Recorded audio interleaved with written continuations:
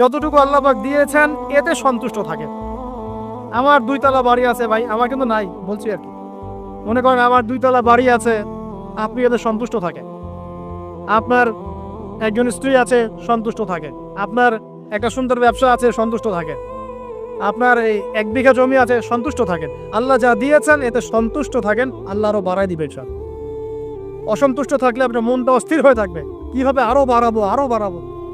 দুনিয়ার নেশা যাকে পেয়ে বসবে তার মন কঠিন হয়ে যাবে।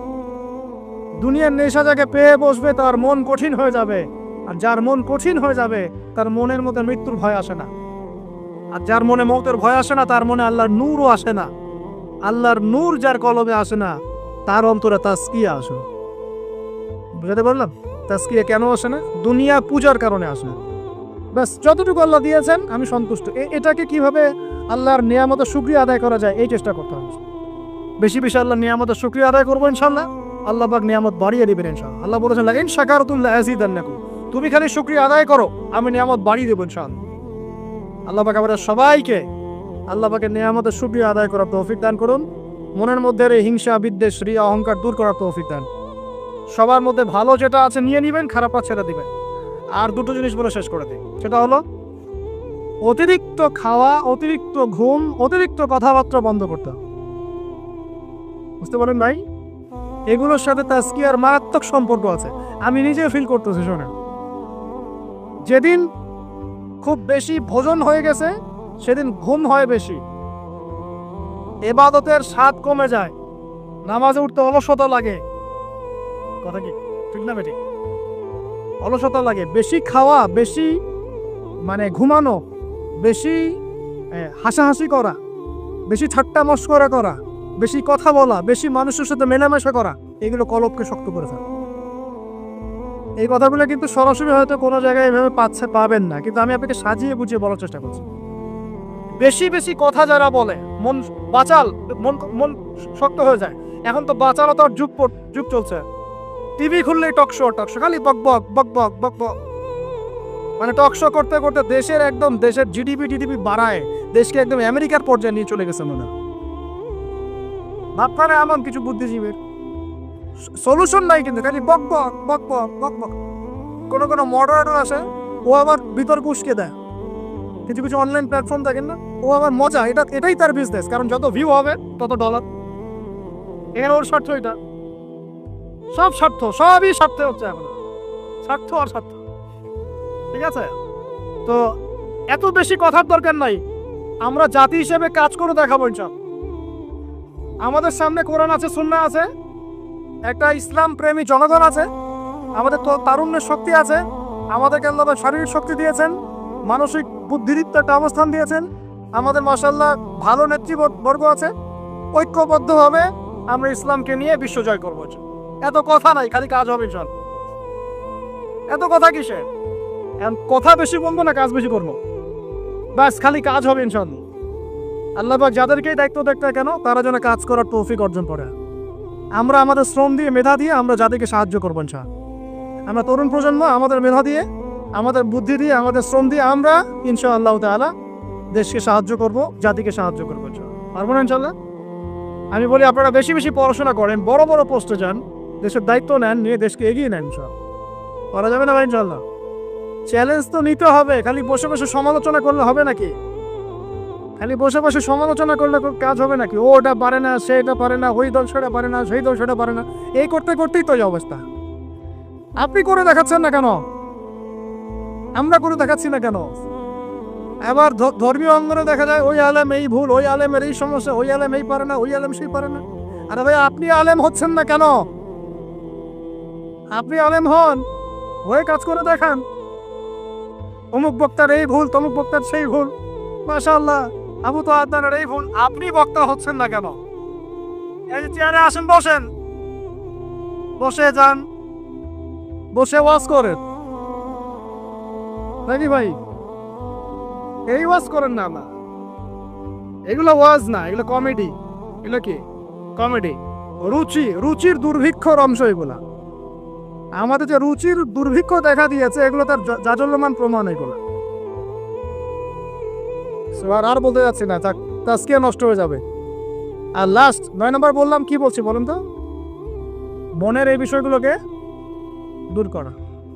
লাস্ট 10 নম্বর যেটা, সেটা হচ্ছে যে 9 নম্বর বলছি মনেরটা, 9 নম্বর বলছি যে অতিরিক্ত খাওয়া, অতিরিক্ত ঘুম, অতিরিক্ত কথা বলা, অতিরিক্ত মানুষের সাথে মেলামেশা করা, এগুলো একটু কমিয়ে যেখানে কাজ হবে সেই কাজটা, যেটা করলে আমার পরকালের উপকারিতা আছে, এটা কর।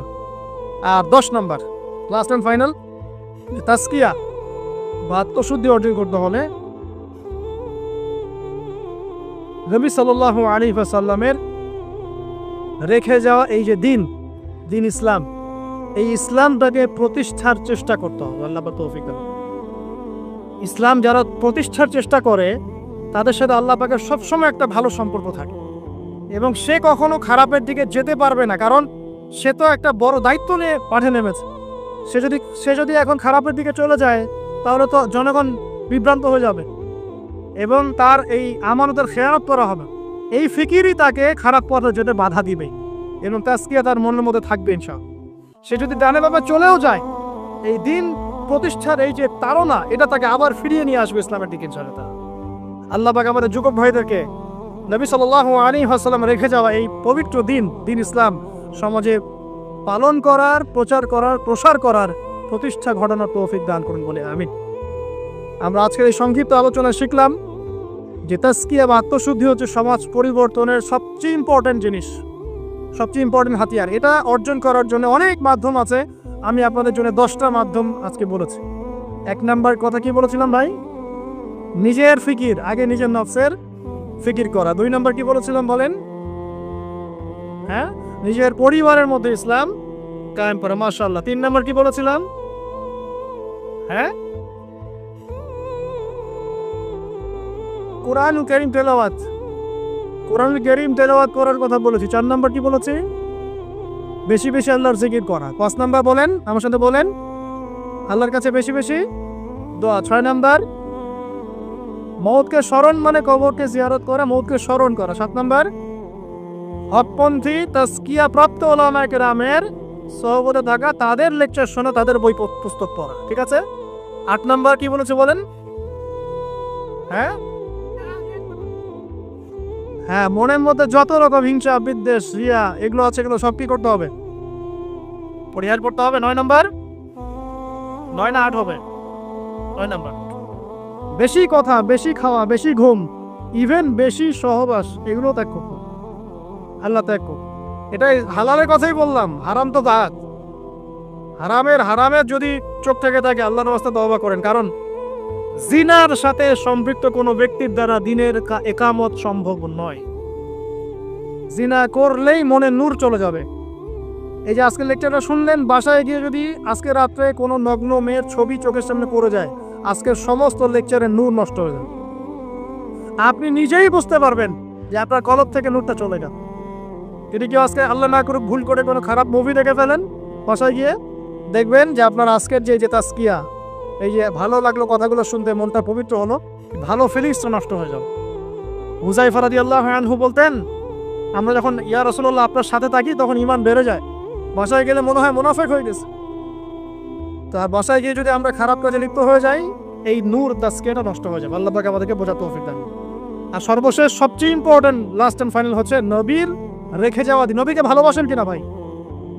আল্লাহ নবীকে ভালোবাসেন কিনা? নবী কি এখন আছেন?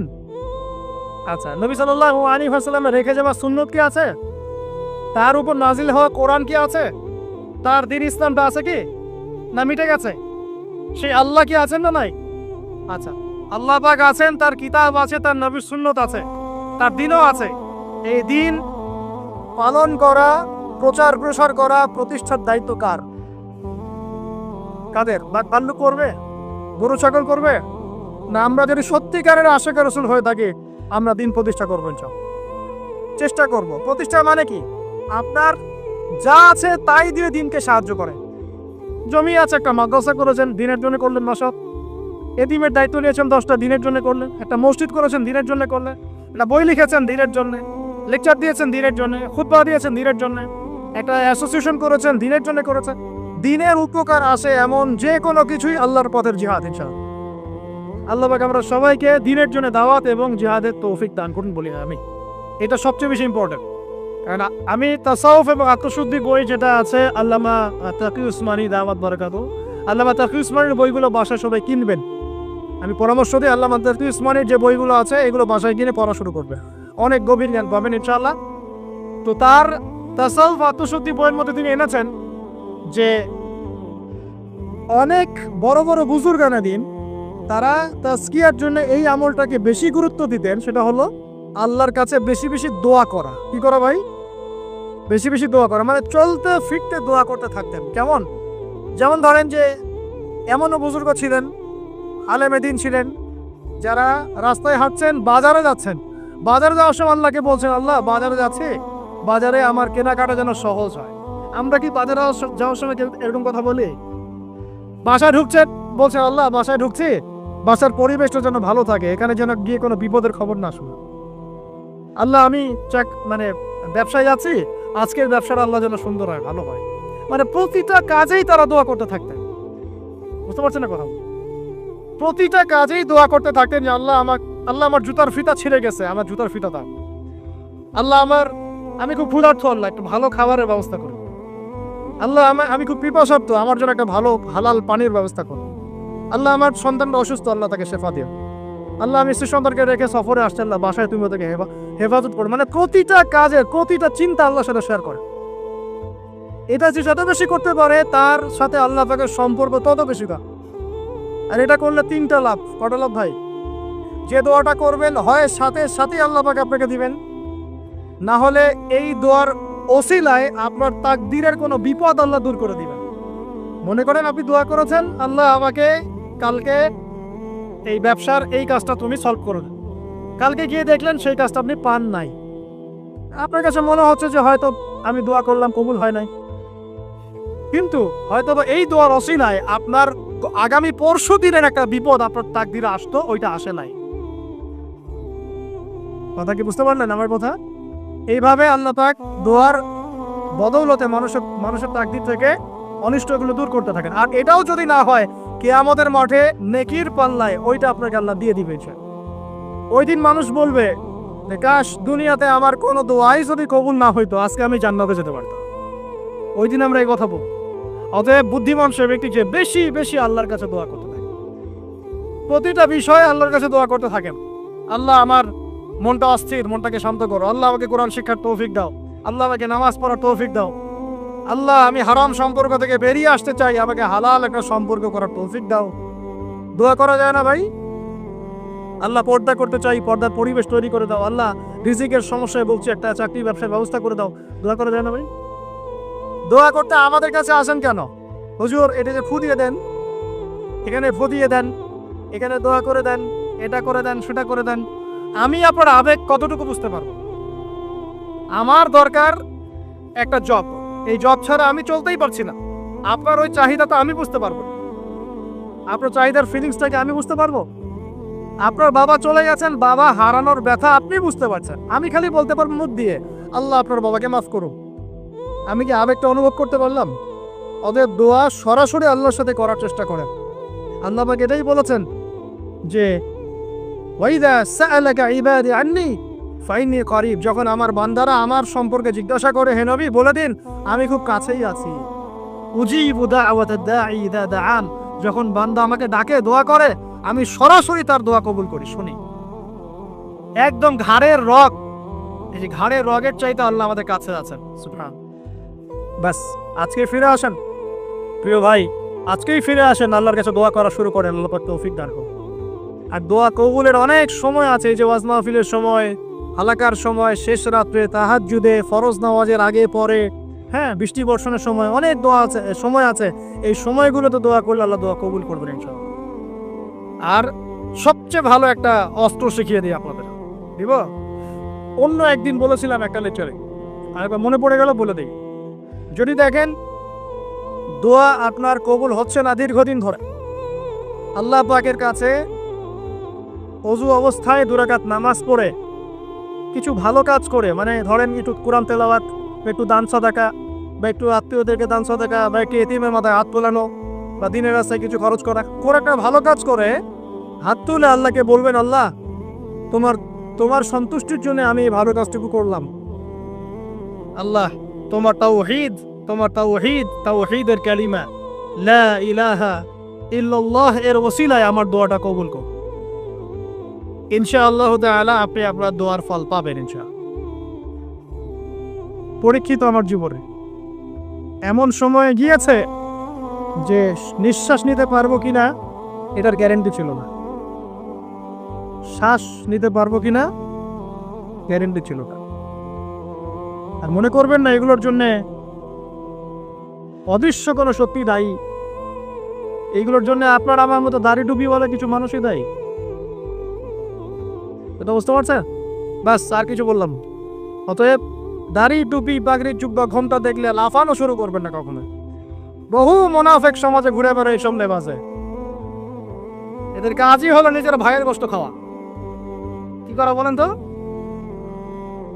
বুঝবেন আপনিও দাওয়াতি কাজে মাঠে নামেন, ইসলামের জন্য কিছু করতে মাঠে নামেন, নিজেই বুঝতে পার, কিছু বলে দেওয়া লাগবে না। তবে এতটুকু সুসংবাদ তাদেরকে দিয়ে রাখি, যারা নিজের ভাইয়ের গোশত খায়, তোমাদের এই মুনাফিকের চরিত্র অতি শীঘ্রই অচিরেই পুরো বাংলার সামনে নগ্ন হয়ে যাবে ইনশাআল্লাহ।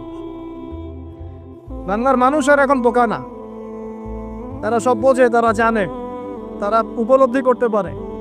তাদেরকে এভাবে ব্রেন ওয়াশ করা যায় না, এখন তাদেরকে এভাবে ডিমোটিভেটেড করা যায় না। তারা যুবকরা এখন পড়াশোনা করছে মাশাআল্লাহ, তারা উলামায়ে কেরামের সোহবতে যাচ্ছে, তারা হক বাতিল চিনতে পারছে মাশাআল্লাহ। আস্তে আস্তে তারা এমন একটা জায়গায় যাবে, এই যুবকরা আগামী দিনে ইনশাআল্লাহ জাতিকে নেতৃত্ব দিবে। তোমাদের যা করার আছে করতে থাকো ইনশাআল্লাহ, যত ষড়যন্ত্র পিছন থেকে করতে থাকো, কিছুই করতে পারবে ইনশাআল্লাহ। আরশের মালিকের কাছে যে কবুল হয়ে যায়, দুনিয়ার মানুষ তার কোনো ক্ষতি করতে পারে না, এটা মনে রাখবেন। ক্ষতি মানে কি? নবী সাল্লাল্লাহু আলাইহি ওয়াসাল্লামকে তো মানুষ গালি দিয়েছে, নবী সাল্লাল্লাহু আলাইহি ওয়াসাল্লামকে মানুষ গলার মধ্যে চাদর দিয়ে পেঁচিয়ে গলা ফাঁস দেওয়ার চেষ্টা করেছে, মানুষ তার দাঁত একদম ঘুষি দিয়ে ভেঙে দিয়েছে, তার মাথার মধ্যে তরোয়ারের গোড়া দিয়ে কড়া দিয়ে আঘাত করেছে, তার পাকে মচকে দেওয়া হয়েছে। এই কাজগুলো তো নবীর সাথেও হয়েছে। তায়েফের মানুষ তাকে মেরেছে, রক্ত ঝরতে ঝরতে, দাড়ি দিয়ে রক্ত পড়তে পড়তে পায়ের জুতা আটকে গিয়েছে। এই মানুষগুলো এই ঘটনাগুলো আমাদের নবী মুহাম্মদ সাল্লাল্লাহু আলাইহি ওয়াসাল্লামের সাথে হয়েছে। তাহলে এই কাজগুলো হওয়া মানে কি সেই ব্যক্তির মানে অপদস্থ হওয়া দুনিয়াতে? এগুলো কবুলিয়াতের নিদর্শন। কিসের নিদর্শন? এগুলো কবুলিয়াতের নিদর্শন। আর যারা এই কাজগুলো নবীর সাথে করেছিল ওরা কি সফল হয়ে গেছে? ওরা দুনিয়াতেও সফল হয় নাই, পরকালেও জাহান্নামে যাবে ইনশাআল্লাহ। আল্লাহ রাব্বুল আলামিন আমাদের সবাইকে প্রকৃত ঈমানদার হওয়ার তৌফিক দান করবেন। 5 নম্বর বলছিলাম প্রিয় ভাইরা, বেশি বেশি আল্লাহর কাছে কি করবেন? দোয়া করবেন। 6 নম্বর আসেন, এই 5টা বলে শেষ করে দিই। 6 নম্বর শোনেন, সপ্তাহে একটা দিন হলেও কবর জিয়ারত করতে যায়। কেন বললাম তাজকিয়ার সাথে এর কি সম্পর্ক? তাজকিয়ার সাথে সম্পর্ক আছে, একটু বোঝার চেষ্টা করেন। জান্নাতুল বাকি দেখেছেন? নববীর পাশে বাকিউল গারকাত যেটা আমরা বলি, কবরস্থান মদিনার পাশে। নবীর যুগে কবরস্থান ছিল মসজিদের পাশে। কেন ছিল মসজিদের পাশে? কারণ 5 ওয়াক্ত নামাজে মানুষ যাবে আসবে, কবর দেখবে, পরকাল স্মরণ হবে। এখন কবরস্থান আমাদের সমাজের ওই দূরে বাইরে, বছরে একদিন আপনি যান না। আর এই জীবনটা বস্তুবাদী, সকাল থেকে ওঠা ঘুমানো পর্যন্ত খাওয়া দাওয়া ফুর্তি করা, খালি বস্তুবাদী বিষয়গুলো, এগুলো আমাদেরকে মৌত থেকে ভুলিয়ে রাখে, পরকাল থেকে ভুলিয়ে রাখে। তাই মাঝে মাঝে কবর জিয়ারত করলে আপনার কবর, এটা বন্ধ করো প্লিজ, মাঝে মাঝে কবর জিয়ারত করলে আপনার পরকালের কথা কি হবে? স্মরণ হবে। তখন আপনারও ফিকির হবে যে আমাকেও একদিন এখানে আসতে হবে এবং ইনশাআল্লাহ এই জন্য প্রস্তুতি গ্রহণ করা আমার উচিত। এই ফিকিরটা মনে হবে না? এখন কি মনে হয়? এখন মনে হচ্ছে না। আল্লাহ পাক আমাদের সবাইকে মাঝে মাঝে হলেও অ্যাটলিস্ট কবর জিয়ারত করে পরকালকে স্মরণ করার তৌফিক দান করুন। 7 নাম্বারটাও অনেক বেশি ইম্পর্টেন্ট, এটা শোনেন। 7 নাম্বারটা হচ্ছে বেশি ইম্পর্টেন্ট, এটাও। সেটা হলো আল্লাহওয়ালা কিছু মানুষ আছে দুনিয়াতে, আছে না? যে মানুষগুলো আত্মশুদ্ধি, যাদের মধ্যে আত্মশুদ্ধি আছে, যারা আল্লাহওয়ালা পরহেজগার, যাদের মধ্যে হিংসা বিদ্বেষ এই বিষয়গুলো খুব কম, এবং যারা কোরআন সুন্নাহ নিয়ে গবেষণা করেন, মানুষকে ভালো কিছু দেওয়ার চেষ্টা করেন, এই মানুষগুলোর সাথে সম্পর্ক রেখে তাদের সাথে সোহবতে চলবে না। তাদেরকে দেখে আপনি শিখতে পারবেন। সবকিছু বইপত্র পড়ে হয় না, কিন্তু ওলামায়ে কেরামের কাছাকাছি গিয়ে সোহবতে গিয়ে দিন শিখতে হবে। আল্লাহ পাক তৌফিক দান করুন। সাহাবীরা কিন্তু বইপত্র পড়ে কোরআন হাদিস শেখেন নাই, জানেন?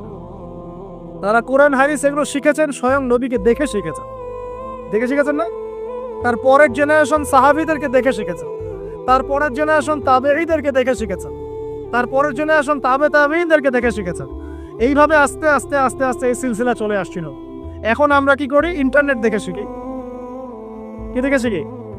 একটা মাসআলা জানতে চান, বাস ঢুকলেন ইউটিউবে, ফেসবুকে, তখন দেখলেন ওই মাসআলা নিয়ে 10 আলেমের 10 রকম মন্তব্য, মাথা খারাপ হয়ে গেল, তাই না ভাই?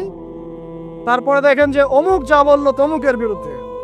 আর মাশাআল্লাহ কিছু ননসেন্স ইউটিউবার আছে, হ্যাঁ, কমন সেন্স মাই ননসেন্স, কিছু ননসেন্স কমন সেন্স হীন ইউটিউবার কিছু আছে, ফেসবুকের আছে, কি টাইটেল দেওয়া লাগবে সেটাও জানে। একটা হাদিস পড়ছিলাম, নবী করিম সাল্লাল্লাহু আলাইহি ওয়াসাল্লাম তিনি বলছেন যে লাম্মা ক্বাদাল্লাহুল খালক, যখন আল্লাহ রাব্বুল আলামিন এই মহাবিশ্ব সৃষ্টি করেন, তখন আল্লাহ রাব্বুল আলামিন কাতাবা কিতাবান, একটা কিতাব লিখেছেন, একটা কিতাব আছে আল্লাহর কাছে। কাতাবা কিতাবান ফাহুয়া ইনদাহু ফাওকাল আরশ, যেই কিতাবটা আল্লাহর নিজের কাছে আছে আরশের উপরে, সেখানে আল্লাহ পাক লিখে রেখেছেন। কি লিখেছেন? ইন্না রাহমাতি সাবাকাত গদাবি, প্রতিটা ক্ষেত্রেই আমার রহমত, আমার দয়া, আমার করুণা আমার গজবকে পরাজিত করেছে। মানে আল্লাহ রাব্বুল আলামিনের গজব এর উপরে আল্লাহ পাকের রহমত অবস্থান করছে। জীবনের কোনো ক্ষেত্রে হতাশ হওয়ার কোনো সুযোগ নাই। আজকে পারিবারিক ভাঙন বলেন, ব্যক্তি পর্যায়ের আত্মিক ধ্বংসই বলেন, সমাজের বিপর্যয় বলেন, যাই বলেন, পিছনে একটা বড় কারণ আছে, সেটা হলো আল্লাহ থেকে দূরে থাকা মানুষ, আল্লাহ থেকে হতাশ হয়ে যাওয়া। আর এই কাজটা শয়তান পড়িয়েছে মানুষকে আল্লাহ থেকে দূরে সরানোর জন্য। কিন্তু আল্লাহ রাব্বুল আলামিনের কাছে কেউ যদি যেতে চায়, মন থেকে যদি আল্লাহকে একটা বারও ডাকে, আল্লাহ তোকে এক ডাকের মাধ্যমেও তার গুনাহ মাফ করতে পারে। দুজন ব্যক্তির ঘটনা পড়লাম। একজন ব্যক্তি প্রচন্ড রকম আবেদ, প্রচুর ইবাদত করে। আপনারা জানেন ইবলিসও কিন্তু আবেদ ছিল, ইবলিস কিন্তু প্রচুর ইবাদত করেছে। এখন ওই ব্যক্তির একজন বন্ধু ছিল, এটা তো সেই বন্ধু পাপী ছিল, বিভিন্ন কবিরা গুনাহ করত। আর এই আবেদ ব্যক্তি বারবার তাকে নসিহত করত, গুনাহ ছেড়ে দাও, তুমি পাপ করছো, গুনাহ ছেড়ে দাও। তখন সেই ব্যক্তি যে পাপ করছে সে বলতো যে আল্লাহ কি তোমাকে আমার রক্ষক বানিয়েছেন? আল্লাহ কি তোমাকে আমার উপর দারোগা বানিয়েছেন? আমাকে আল্লাহর হাতে ছেড়ে দাও, আমাকে নসিহত করতে এসো না। একদিন এই আবেদ ব্যক্তি তার বন্ধুকে একটা জঘন্য পাপ করতে দেখল, এমন একটা পাপ যেটা দেখে তার মনে ধারণা আসলো এটা চরম জঘন্য একটা কাজ। তখন সে মুখ ফসকে বলে ফেলল যে আল্লাহ তোকে আর মাফ করবে না, আল্লাহ তোকে জান্নাত দিবে না। আল্লাহ রাব্বুল আলামিন মালাকুল মউতকে এই দুজনের কাছে পাঠালেন, দুজনের রূহকে কবজ করা হলো। এবার আল্লাহ পাক তার সামনে তাদেরকে উপস্থাপন করে বললেন যে তোমাকে আমার রহমত সম্পর্কে কে গ্যারান্টি দিয়েছে যে আমি কাউকে রহমত করব কি করব না? যাও, আমি তোমাকে জাহান্নামে পাঠালাম, ওই ব্যক্তি যে আমার রহমত প্রত্যাশা করেছে আমি তাকে জান্নাত দিয়ে দিলাম। দেখুন, এই হাদিসটা শুনলে মনে হয় বাহ্যিক হয়তো বা মুখের একটা কথার কারণেই সে জাহান্নামে চলে গেল। আসলে বিষয়টা এমন হয়, বিষয়টা আমি আপনাকে বোঝাচ্ছি। বিষয়টা হচ্ছে ইবলিসের মতো। ইবলিস কিন্তু শুধু মন থেকেই বলেনি যে খালাকতানি মিন নার ওয়া খালাকতাহু মিন তিন, আমি কেন তাকে সাজদা করব আদমকে, আদম তো মাটির তৈরি আর আমি তো আগুনের তৈরি। এটা ইবলিসের শুধু মৌখিক স্টেটমেন্ট ছিল না, কারণ কি ছিল? আবা ওয়াস্তাকবারা, সে উদ্ধত হয়েছিল, অহংকার প্রদর্শন করেছিল। ভিতর থেকে ইন্টারনালি সে অহংকারী ছিল, সে আন্ডারস্টিমেট করে কথাটা বলেছে, শুধু মৌখিকভাবে বলে নাই। কিন্তু ঠিক এই ব্যক্তির ঘটনা এমনই, সে মন থেকে অহংকারী হয়ে উঠেছিল, যদিও বা সে আবেদ ছিল। এখানে আমরা যারা প্র্যাকটিসিং মুসলিম হওয়ার চেষ্টা করছি, আমাদের জন্য এখানে নিদর্শন আছে। অচত নামাজ পড়েই ভেবে বসবেন না যে অনেক কিছু করে ফেলছি, এক চিল্লা দিয়ে মনে করে ফেলবেন না যে দিনের জন্য অনেক কিছু করে ফেলছে। একটা হজ করেছেন, ওমরা করেছেন, সিয়াম রেখেছেন, দিনের জন্য দান সদকা করেছেন, একটা মাদ্রাসা মসজিদ করেছেন, ভেবে বসবেন না আপনি সব অনেক কিছু করে ফেলেছেন এবং অন্যরা সব ককরোচ তেলা পোকা ওরা জাহান্নামে যাবে, এমনটা মনে করবেন না। জানি না আমরা যে কার আমলের কতটুকু আল্লাহর কাছে কবুল হচ্ছে। তো এখানে এই ব্যক্তির সমস্যা ছিল এই, সে নিজের আমলটাকে অনেক ভারী মনে করছিল এবং সে স্টেটমেন্ট দিয়ে ফেললো যে তোকে আল্লাহ পাক মাফ করবে না। এই একটা কথা মন থেকে বলার কারণে তার ইহকাল পরকাল দুটা বরবাদ হয়ে গেল, সে জাহান্নামে চলে গেল। ঠিক আরেক ব্যক্তির ঘটনা আছে এমন, এগুলো সবগুলো রেফারেন্স আছে। এক ব্যক্তি প্রচুর ইবাদত করত, আল্লাহ পাক তার ইবাদত করার জন্যে পাহাড়ের চূড়ায় একটা সুন্দর ব্যবস্থাও করে দিয়েছিলেন, সেখানে ডালিম গাছ হতো, ঝর্ণা আসতো, খাবারের কোনো অভাব নাই। হাদিস এসেছে 500 বছর সে ইবাদত করেছে। কত বছর? কিয়ামতের মাঠে এই ব্যক্তির অবস্থা এমন হবে, তাকে জান্নাতে প্রবেশ করানোর জন্য নিয়ে যেতে বলা হবে যাও আমার রহমতে জান্নাতে চলে যাও। আল্লাহ পাক তাকে কথাটা বলবেন, কিন্তু এই ব্যক্তি বলবে আমার আমলের কারণে আল্লাহ পাক বলবেন আমার রহমতে জান্নাতে চলে যাও। ব্যক্তি বলবে আমার আমলের কারণে। আল্লাহ রাব্বুল আলামিন তখন তাকে দেওয়া সমস্ত নেয়ামতগুলোকে এক পাল্লায় করবেন আর তার সমস্ত আমলকে আরেক পাল্লায় করবেন। কথা কি বুঝতে পারছেন? একটা চোখের যে নেয়ামত আল্লাহ পাকের, সমস্ত আমল ও 500 বছরের ইবাদত এতটুকু হয়নি। তারপর তাকে বলা হবে ওকে জাহান্নামে নিয়ে যাও। এবার জাহান্নামে যাওয়ার সময় সে বলবে আল্লাহ তোমার রহমতে আমাকে মাফ করে দাও। তখন আল্লাহ পাক তাকে আবার ডেকে নিয়ে আসবে, বলবেন যে তোমাকে যে আমি ইবাদত করার জায়গা করে দিয়েছিলাম, এটাকে তুমি নিজে করেছো না আমি করেছি? সে বলবে আপনি করেছেন। তোমাকে যে আমি সৃষ্টি করেছিলাম তখন কি তুমি কোন আমল করেছিলে? বলবে না। তাহলে তোমাকে যে সৃষ্টি করেছি আমি, এটা কি তোমার আমলের কারণে? না। তোমাকে সারা দুনিয়াতে এত নিয়ামত দিয়েছি, এটা কি তোমার আমলের কারণে? সে বলবে না। তখন তাকে জান্নাতে প্রবেশ করতে হবে। কিয়ামতের মাঠে এমন অনেক ঘটনা ঘটবে যেটা আমাদের চিন্তার বাইরে। আরেকজন ব্যক্তিকে ডেকে আনা হবে, যে ব্যক্তি একটা দুটা নয় বরং 100টা খুন করেছে। সে 99 জন মানুষকে হত্যা করার পর ফতোয়া খুঁজে বেড়াচ্ছিল যে আমার তওবা কবুল হবে কিনা। একজন আবেদের কাছে গিয়েছে। আবেদ আর আলেম কিন্তু এক জিনিস না। আবেদ মানে যে প্রচুর ইবাদত করে, তার জ্ঞান কম, সে শুধু জানে কিভাবে ইবাদত করতে হয়। আলেম হচ্ছে সে যে শরীয়তের গভীর জ্ঞান জানে, আবার ইবাদতও করে। আবার যারা জ্ঞান আছে আমল নাই, সেও কিন্তু প্রকৃত আলেম না। প্রচুর জ্ঞান আছে কিন্তু জ্ঞান অনুযায়ী আমল করে না, সেও কিন্তু প্রকৃত আলেম নন। এবার আসেন, তো এই আবেদের কাছে গিয়ে সে বলছে আমার কি ক্ষমা হবে? আমি 99টা খুন করেছি। সে বলল তোমার আবার ক্ষমা? তোমার ক্ষমা নাই। তখন এই ব্যক্তি এই আবেদকে হত্যা করে 100টা খুন পূর্ণ করলো, ওকেও সে মেরে ফেলছে। আমার ক্ষমাই হবে না তো তোর বেঁচে থাকার কি দরকার, তুইও মর। কি বুঝতে পারলেন? বর্তমান বিশ্বের উগ্র মাথার পলিটিশিয়ানদের মতো অবস্থা। আমার দেশের সমস্যা মানে এরকম একটা অবস্থা। তো আল্লাহ রাব্বুল আলামিন এই ব্যক্তির মধ্যে একটা চেতনা তৈরি করলেন যে আমাকে তওবা করতে হবে। সে তখন সার্চ করতে লাগলো আরো কোনো আলেম আছে কিনা। এরপর অনেক দূরে একজন আলেমের সন্ধান পাওয়া গেল। সে সেখানে গেল, তাকে গিয়ে বললো আমার কি ক্ষমা হবে? সে আলেম তাকে বললো হ্যাঁ তোমারও ক্ষমা হতে পারে, যাও তুমি ইস্তেগফার করো এবং এই এলাকা থেকে অন্য এলাকায় চলে যাও। মানে যে এলাকায় তুমি অনেকদিন ছিলে, যেখানে তুমি অনেক পাপ কাজ করেছো, এখানে থাকার দরকার নাই। তওবা করে তুমি অন্য কোথাও চলে যাও, নতুন একটা জীবন শুরু করো। এখানে থাকলে হবে কি, তোমার স্মৃতিগুলো তোমাকে তাড়িয়ে বেড়াবে, মানুষ তোমাকে খারাপ নজরে দেখতেই থাকবে, তুমি তখন কষ্ট পাবে। এই জন্য তুমি চলে যাও। তো চলে যেতে যেতে সে রাস্তায় ইন্তেকাল করে। এবার তার রূহ নিবে কে? এই জন্য দুদল ফেরেশতা আসছেন, জান্নাতি এবং জাহান্নামী। তাদের মধ্যে বাক বিতর্কটা হচ্ছে কে রূহ নিয়ে যাবে।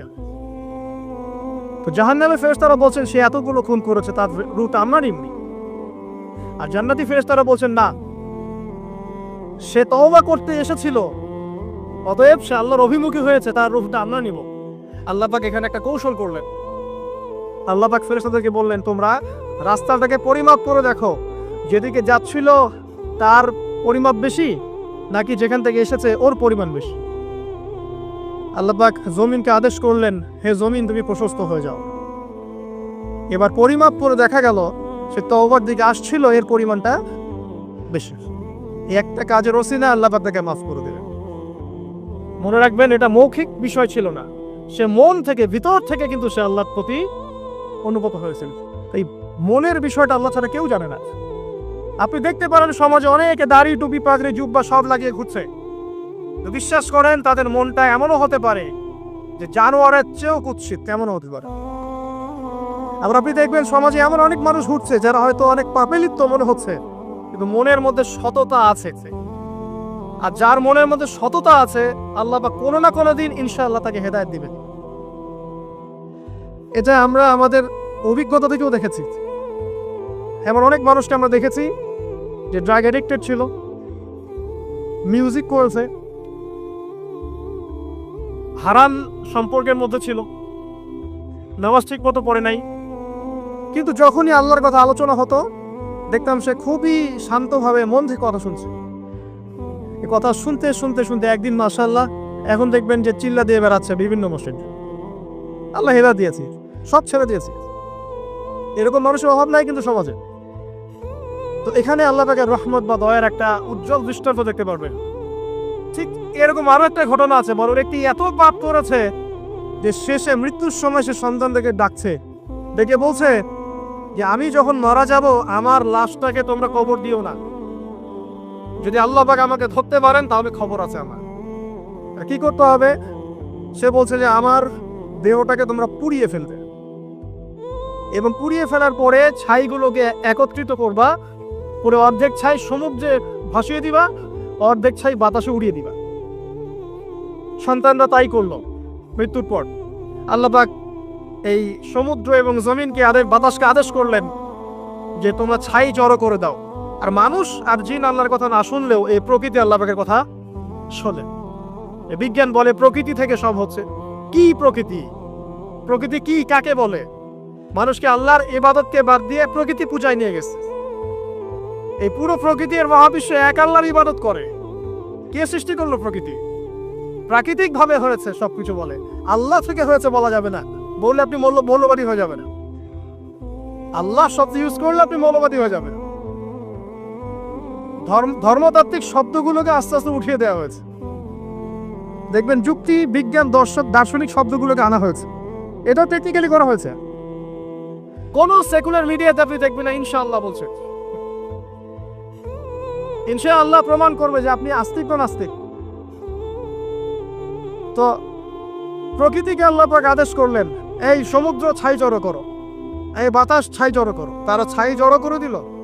এই ব্যক্তিকে বলা হচ্ছে তুমি জীবিত, তো আল্লাহ পাক বলছেন তুমি কি যে এই কাজটা করেছিলে, লিমা ফাআলতা হাযা, তুমি এই কাজটা কেন করেছো?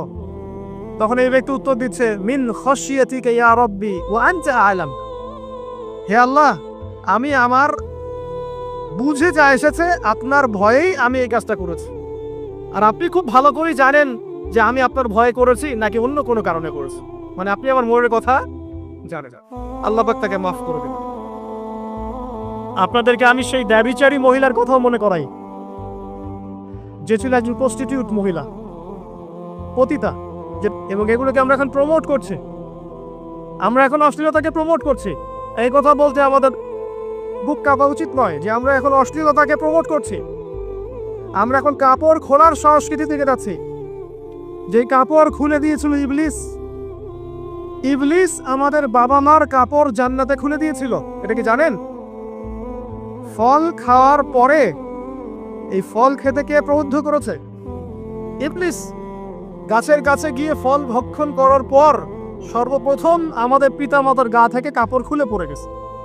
তা আমাদের পিতামাতাকে মহাবিশ্বে নগ্ন করে দিয়েছে ইবলিস, আর তার অনুসারীরা এই জমিনে আদম সন্তানদেরকে নগ্ন করছে এখন। অতএব এই যে একটা ট্রেন্ড এখন চলছে, দেখবেন হারাম রিলেশনশিপকে মিডিয়ার মধ্য দিয়ে প্রমোট করা হচ্ছে, মনে হয় একটা স্বাভাবিক বিষয়। কোনো বিষয় না এটা, যে কেউ জেনাই করতে পারে। হালাল ভাবে যদি আপনি বিয়ে শাদী করতে যান তখন সমস্যা হচ্ছে। হালাল ভাবে যদি আপনি বিয়ে করতে যান তখন সমস্যা হচ্ছে, হারাম ভাবে আপনি যা ইচ্ছা তাই করতে পারেন, সমাজে কেউ কিছু বলছে না। এখন বলছে এগুলো স্বাধীনতা। সুবহানাল্লাহ, কোন স্বাধীনতা? স্বাধীনতা বলে কোনো শব্দ নাই মহাবিশ্বে। এই পুরো বিশ্বের সমস্ত মানুষ আল্লাহর অধীনে পরাধীন। এই বিশ্বে যত মানুষ বসবাস করছে এখন, এটা কেউই স্বাধীন নয়, না কেউ স্বাধীন ছিল না আছে না থাকবে, সবাই আল্লাহ পাকের দাসত্বের অধীনে পরাধীন। স্বাধীন সেই এই পৃথিবীতে যে ব্যক্তি শয়তানের তাবেদারি করে ও নফসের তাবেদারি করে, ও তো স্বাধীন, যা ইচ্ছা তাই করতে পারে। এই যে অশ্লীলতার প্রমোটিংটা চলছে, এটাকে পারিবারিকভাবে বন্ধ করতে হবে। আল্লাহ পাক আমাদেরকে বোঝার তৌফিক দান করুন। এগুলো যত বাড়বে সমাজে মহামারী আসবে, দেখে নিয়ে মহামারী আসবে, দুর্ভিক্ষ আসবে, সমাজে এমন সব রোগ ব্যাধির জন্ম হবে যেগুলো নামও শোনে নাই মানুষ কখনো, এবং সামনে ভূমিধস অপেক্ষা করছে, এগুলো আসবে। যাই হোক, ওই মহিলা, যে ব্যক্তি একজন যৌনকর্মী ছিল, বা যেটা আমরা বলি ব্যভিচারিণী মহিলা ছিল, একটা কুকুরকে দেখেছে সে পানি পান করার জন্য তৃষ্ণার্ত, সে এটাতে মায়া করে দয়া করে তার মোজাটাকে নামিয়ে এই কূপ থেকে পানি উঠিয়ে কুকুরকে পান করিয়েছে। এই একটা কাজের বদৌলতে আল্লাহ রাব্বুল আলামিন এই ব্যভিচারী মহিলাকে মাফ করে জান্নাত দিয়ে দিয়েছে। হাদিসে এটাও এসেছে, নবী সাল্লাল্লাহু আলাইহি ওয়াসাল্লাম বলেছেন, ইরহামু মান ফিল আরদ, তোমরা সবাই জমিনবাসীর প্রতি রহম করো। জমিনে মুসলিমই থাকতে হবে, তাদের প্রতি রহম করতে হবে এমন নয়, জমিনবাসী যারাই আছে সবার প্রতি রহম করো, জাতি ধর্ম বর্ণ নির্বিশেষে, এমনকি পশু পাখির প্রতিও দয়া করো। ইরহামু মান ফিল আরদ, জমিনে যা আছে সবার প্রতি রহম করো। ইরহামুকুম মান ফিস সামা, যিনি আসমানে আছেন তিনি তোমাদের প্রতি রহম করবেন ইনশাআল্লাহ। ইসলাম এই কথাগুলো বলেছে 1400 বছর আগে। আজকের এই বিশ্বে, সোকল্ড এই মডার্ন বিশ্বে, যেখানে মানুষের রক্তের কোনো দাম নাই, সেখানে ইসলাম পশু পাখির অধিকার নিয়ে কথা বলেছে 1400 বছর আগে। কাদেরকে কি শিখাতে আসেন? কোরআন এবং সুন্নাহর বাইরে অভ্রান্ত সত্যের কোনো উৎস আছে? এখানে যা আছে তাই চূড়ান্ত। মানতে চাইলে মানেন, না মানতে চাইলে জাহান্নামে যান, কেউ তো বাধ্য করছে না। লাকুম দীনুকুম ওয়ালিয়া দীন। আল্লাহ পাকের রহমত দেখেন। আরেকটা ঘটনা আছে এমন, একটা বিড়ালকে বেঁধে রেখেছিল এক মহিলা, খাবার দেয় নাই, কষ্ট দিয়েছে। এই একটা বিড়ালকে খাবার না দিয়ে কষ্ট দেওয়ার কারণে এই মহিলাকে আল্লাহ পাক জাহান্নামে পাঠিয়েছে। এরকম কত ঘটনা আছে, এই ঘটনাগুলো হাদিসের পাতায় বর্ণিত আছে। কোরআনে কি বলছে দেখো। কোরআনের আমি কয়েকটা পয়েন্ট আপনাদেরকে খালি বলছি, এটা নিয়ে আমি সকালে ভাবছিলাম। আল্লাহ পাক আদম আলাইহিস সালামকে সৃষ্টি করেছেন আমরা সবাই জানি। আল্লাহ পাক সূরা সাদের মধ্যে বলছেন ইবলিসকে, হে ইবলিস, তোমাকে কিসে বারণ করলো আদমকে সিজদা করতে, যে আদমকে আমি নিজের হাত দিয়ে সৃষ্টি করেছি। আল্লাহ রাব্বুল আলামিন যে আমাদেরকে এত যত্ন করে ভালোবেসে সৃষ্টি করেছেন, এটা কি আল্লাহ পাকের দয়ার নিদর্শন নয়? মহাবিশ্বের অন্য কোন মাখলুক সৃষ্টির ব্যাপারে আল্লাহ পাক বলেন নাই খলাকতু বিয়াদাই, আমি নিজ হাতে তাকে সৃষ্টি করেছি। শুধু সৃষ্টি নয়, সৃষ্টি করার পর আল্লাহ পাক তাকে সমস্ত নাম শিক্ষা দিয়েছে। এই যে জ্ঞান শিক্ষা দেওয়া, জ্ঞান, এটা আল্লাহ পাকের সবচেয়ে বড় নিদর্শনগুলোর মধ্যে অন্যতম। এবং আল্লাহ পাকের সবচেয়ে বড় দয়া, আমার মত এটা, মানব জাতির উপরে আল্লাহ পাকের সবচেয়ে বড় দয়াটা হচ্ছে কি জানেন? আল্লাহ পাক আমাদেরকে জ্ঞান শিক্ষা দিয়েছেন, ওহী নাজিল করেছেন। এটা সব কিছুর ঊর্ধ্বে। কারণ আপনি তওবা করবেন, জ্ঞান লাগবে। নামাজ পড়বেন, জ্ঞান লাগবে। রোজা রাখবেন, জ্ঞান লাগবে। যাকাত দিবেন, ইলম লাগবে। আপনি দিনে যে কোনো আমল করেন, ইলম লাগবে। জান্নাত জাহান্নামের পথ খুঁজে পেতে হলে ইলম লাগবে। দেশ চালাবেন, ইলম লাগবে। অর্থনীতি চালাবেন, ইলম লাগবে। ইলম ছাড়া কিছু নাই, ইলমের উপরে কিচ্ছু নাই। এই ইলমটা আল্লাহ পাক কাকে শিক্ষা দিয়েছেন? আদম আলাইহিস সালামকে। আমরা তো শিখেছি সমাজবিজ্ঞান বইগুলোতে যে আমাদের পূর্বপুরুষরা নাকি গুহায় থাকতো, আর গাছের ছাল পাতা খেয়ে থাকতো, তাই না? লতা পাতা খেয়ে থাকতো, গাছের ছাল পাতা খেয়ে থাকতো, পোশাক পরতো আর কি। বোগাস, দেওয়া মিথ্যা কথা। আল্লাহ রাব্বুল আলামিন সূরা বাকারা এবং সূরা আরাফ পড়ে দেখেন, আল্লাহ পাক বলছেন যে আদম আলাইহিস সালামকে আল্লাহ পাক সমস্ত নাম জ্ঞান শিক্ষা দিয়েছেন। মহাবিশ্বের যে প্রয়োজনীয় জ্ঞানগুলো আছে সেগুলো আল্লাহ পাক আদমকে শিখিয়েছেন আলাইহিস সালাম। ওয়াল্লামা আদামাল আসমাআ কুল্লাহা, আল্লাহ পাক আদমকে সমস্ত নাম শিক্ষা দিয়েছেন। আমাদের পিতা মাতারা মূর্খ ছিলেন না, তারা সৃষ্টি থেকেই জ্ঞানী ছিলেন। আদম আলাইহিস সালামের কোনো ছিল না, ছিল? বানান নাই। আপনার মধ্যে এই জ্ঞানটা আসছে কিভাবে? বাই ডিএনএ আপনি জ্ঞান পাচ্ছেন, কারণ আমরা আদম সন্তান। অনেক জ্ঞান আমাদের ভিতরেই আছে, এগুলো চর্চার মধ্য দিয়ে, গবেষণার মধ্য দিয়ে প্রস্ফুটিত হয় মাত্র। জ্ঞান ভিতরে আছে আমাদের, আমাদের পিতাকে জ্ঞানী করে বানানো হয়েছে। এই জ্ঞান শিক্ষা দেওয়াটা হচ্ছে আল্লাহ পাকের সবচেয়ে বড় দয়াগুলোর মধ্যে একটা, রহম করেছেন। শুধু তাই নয়, আদম আলাইহিস সালামকে এমন জ্ঞান শিক্ষা দিয়েছেন যে জ্ঞান ফেরেশতারা পর্যন্ত জানতো না। এটা কি দয়া নয়? এটা কি আদম সন্তানের প্রতি ভালোবাসা নয়?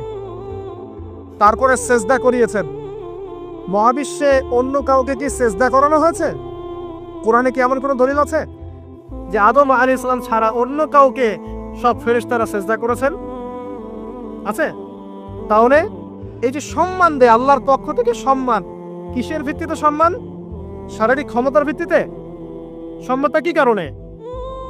জ্ঞানের কারণে, ইলমের কারণে, জ্ঞানের কারণে সম্মান। এই সম্মান দেওয়াটা কি আল্লাহ পাকের রহমত এবং দয়া নিদর্শন নয়? অতএব সম্মান পেতে হলে, আল্লাহ রহমত পেতে হলে সেই জ্ঞানের চর্চায় আবার ফিরে আসতে হবে।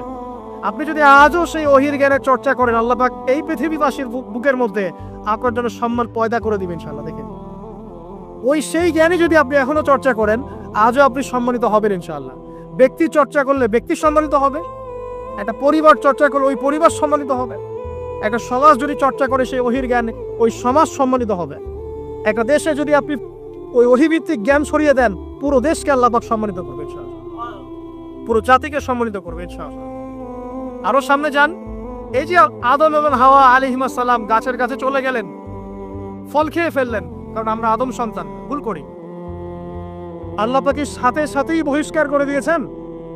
না, আল্লাহ পাক তওবা করার জন্য কালিমা শিখিয়ে দিয়েছেন। সুবহানাল্লাহ, তাদের কালিমা জানা ছিল না।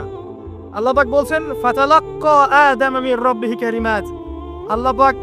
আল্লাহ পাকের কাছ থেকে আদম আলাইহিস সালাম কিছু বাক্য শিখে নিলেন, যেই বাক্য দিয়ে ফাতাবা আলাই, সে আল্লাহর কাছে তওবা করল। কোন সেই বাক্য? সূরা আরাফে আছে, রব্বানা যালামনা আনফুসানা ওয়া ইল্লাম তাগফির লানা ওয়া তারহামনা লানাকুনান্না মিনাল খাসিরিন। এই দোয়া কে শিখিয়ে দিয়েছে?